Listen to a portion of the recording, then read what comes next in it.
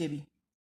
अगली अलामत देखें, निदाइया, ब्रैकेट में इसकी अलामत लगी हुई है। जुमले या इबारत में किसी को पुकारने, जोश, गम, तारीफ या खबरदार करने के लिए यह अलामत इस्तेमाल होती है। यानी निदाइया के जुमलों में हम किसी को आवाज़ देने के लिए, किसी भी जज्बे का इजहार करने के लिए, खुश हैं, गम है या किसी की तारीफ कर रहे हैं या किसी को खबरदार कर रहे हैं, तो इसमें निदाइया की अलामत इस्तेमाल होगी। देखें, पहला है ए अल्लाह तेरा शुक्र है।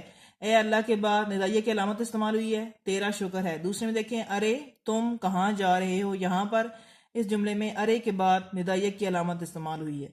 तो यहाँ पे बेटा आप लोगों का रमूज़ी औकाफ का उन्वान मुकम्मल हो गया है, जिसमें हमने ख़त्मा, सवालिया, वक्फ़ा और निदाइया 4 पढ़े हैं। अब इससे आगे हम अगला अपना उन्वान शुरू करेंगे, जिसमें हम साबके और लाहके पढ़ेंगे।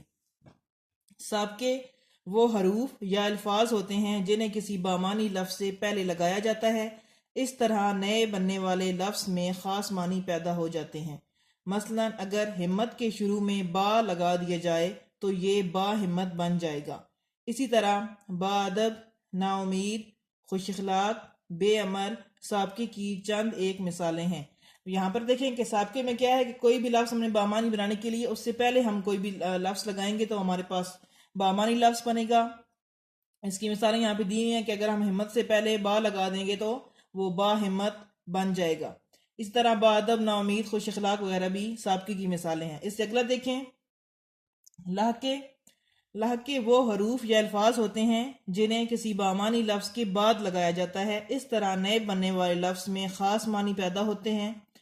मसलन दौलत के आखिर में मंद लगा दिया जाए तो ये दौलतमंद बन जाएगा।